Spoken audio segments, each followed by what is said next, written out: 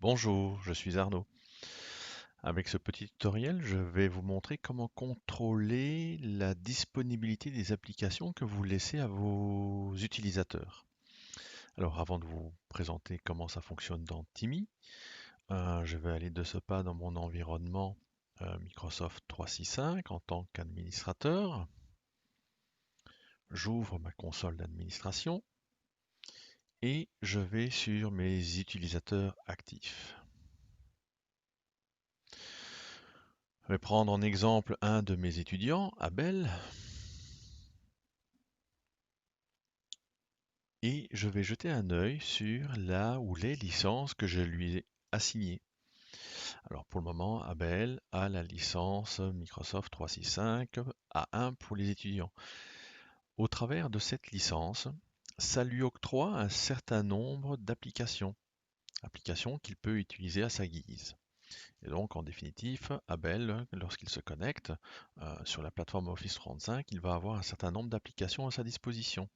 Si maintenant je regarde non pas pour Abel, mais pour un de mes étudiants de test, on va faire une recherche sur mon student 1, le temps que le panneau se charge, licence et application. Lui aussi a une licence de type A1 pour étudiant, et donc lui aussi a les mêmes applications, les mêmes services qui lui sont mis à disposition. Et donc, si je me connecte non pas sur Teams, mais sur cette plateforme Microsoft 365 avec un compte de type étudiant, student 1 en l'occurrence, qui va me servir de test et de démonstration, je vois qu'il a accès à tout un ensemble d'applications, le calendrier, les contacts, Delph, Dynamics, Excel, Forms, Kesala, List, OneDrive, OneNote, etc.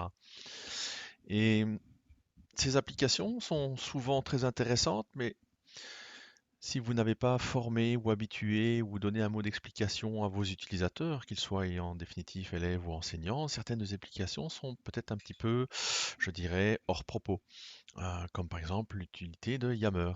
Alors si vous ne savez pas ce qu'est Yammer, c'est en définitive une plateforme qui va vous permettre en interne dans votre établissement scolaire de construire une sorte de site intranet, un petit peu comme un Facebook, où les participants, vos utilisateurs, vont pouvoir publier des messages sur un mur d'actualité, créer des groupes de discussion, partager des enquêtes, partager des formulaires de questions-réponses, partager des pièces jointes, des documents et photos.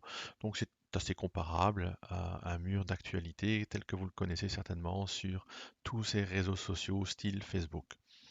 Donc à vous de juger si c'est un outil intéressant ou pas et que vous laissez l'opportunité à vos élèves, en tous les cas, d'utiliser ce genre de plateforme. Ensuite, vous avez par exemple Stream. Stream est une plateforme de distribution de vidéos streamées. Est-ce que vous laissez l'opportunité à vos élèves d'avoir leur propre environnement de diffusion de vidéos au sein de votre école? Kesala, c'est un outil qui est comparable à WhatsApp pour tout ce qui est discussion mobile. Euh, voilà, est-ce que ça a vraiment un intérêt dans les usages qui sont les vôtres au sein de votre établissement scolaire? Donc il y a comme ça tout un ensemble de services liés aux licences que vous attribuez à vos utilisateurs qui sont peut-être plus ou moins opportuns, d'actualité. Moi, je vous conseille de faire un tour sur toutes ces applications et de voir un petit peu ce que vous permettez à vos utilisateurs d'utiliser ou pas.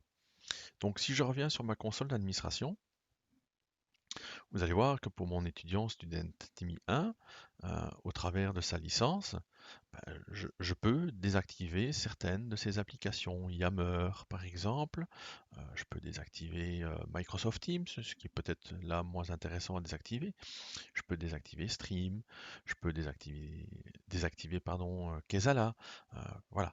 Mais maintenant, si je veux quelque chose d'un petit peu uniforme pour tous mes étudiants, par exemple, si je dois le faire un par un pour chacun de mes 200 étudiants, ça peut être assez fastidieux. Et donc, ce que je propose de faire, c'est de voir comment Timmy, on peut vous apporter une solution. Donc, ce que moi je vais décider de faire, c'est que j'estime que dans mon établissement scolaire, Yammer est quelque chose qui n'est pas opportun. Donc, on va retenir Yammer. Je vais aussi désactiver Power Apps. Je vais désactiver Staff Hub. Je vais désactiver Kesala. Microsoft Stream en définitive pour tous mes étudiants du primaire. Donc pour ce faire, je viens dans Timmy.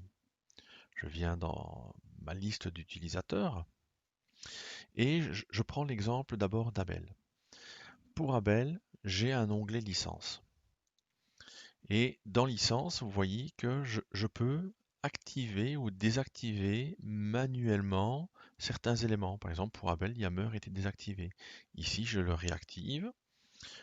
On patiente quelques secondes, voire quelques minutes, un petit rafraîchissement. Et maintenant, Yammer est pour lui actif. Donc, vous pouvez le faire aussi hein, manuellement, comme on le ferait dans la console d'administration, utilisateur par utilisateur. Ce que moi, je propose de faire ici, je vais masquer le panneau de droite, c'est de filtrer sur tous mes élèves du primaire. Et donc, je vais exporter cette liste dans un fichier CSV, mes élèves primaires. J'exporte. On attend que le résultat soit fait. Mon fichier est là, donc disponible. Je peux fermer mon environnement. Et je viens alors dans les outils de Timmy. Et là, dans les outils de Timmy, pour jouer un petit peu sur la notion d'utilisateur, vous allez trouver une brique, une action, un outil qui s'appelle plan de service. Plan de service. Première chose à lui fournir, c'est pour quels utilisateurs je veux jouer sur les plans de service. Et donc là, je vais aller rechercher dans mon dossier d'export mon fichier mes élèves primaires. Je valide le fichier.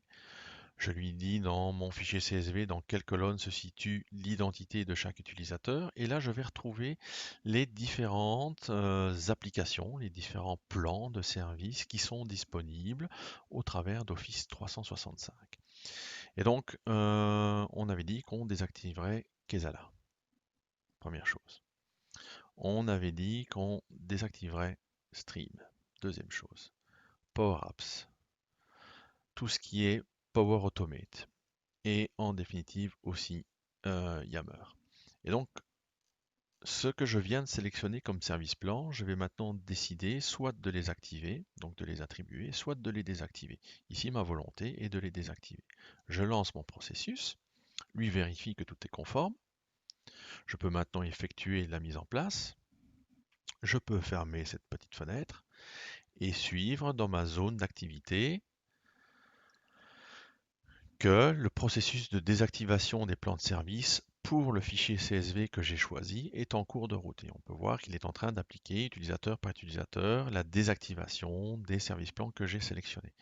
Il n'y a qu'à attendre que la progress bar arrive à la fin. On va patienter quelques secondes, ça va relativement vite. On peut voir aussi que le processus est toujours en train de tourner. On peut voir aussi que l'action plan de service n'est plus disponible parce qu'un processus est en cours.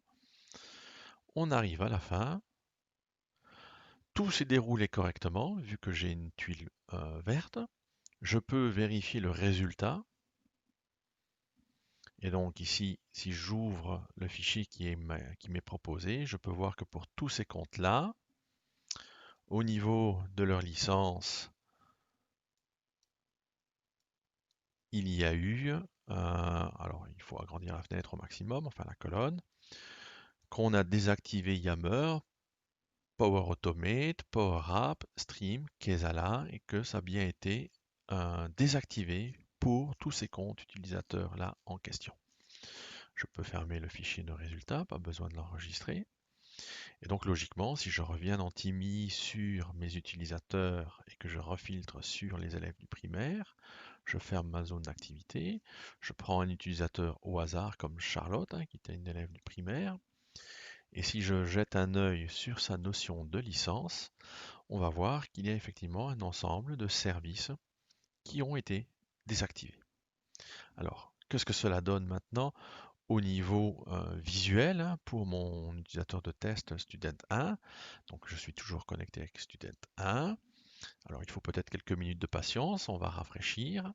Mais vous voyez que son tableau d'application a déjà été revu à la baisse et donc toutes les applications et plans que j'ai désactivés ne lui sont plus accessibles directement depuis son portail Office 365 personnel. Donc voilà un petit peu comment jouer avec ce que l'on appelle les plans de service. Ça va vous aider aussi à peut-être éviter des situations où vos élèves ont peut-être déjà construit un réseau social au niveau de Yammer, au niveau peut-être aussi construit des flux automatisés avec Power Automate ou ont entamé des discussions dans Kesala. Donc moi je vous invite à sélectionner les applications qui vous semblent vraiment utiles de celles qui ne le sont pas en fonction de vos populations. Certaines applications sont tout à fait inutiles pour vos élèves, hein. Donc à vous de décider maintenant ce que vous distribuez, ce que vous ne distribuez pas en termes d'applications et de services plans.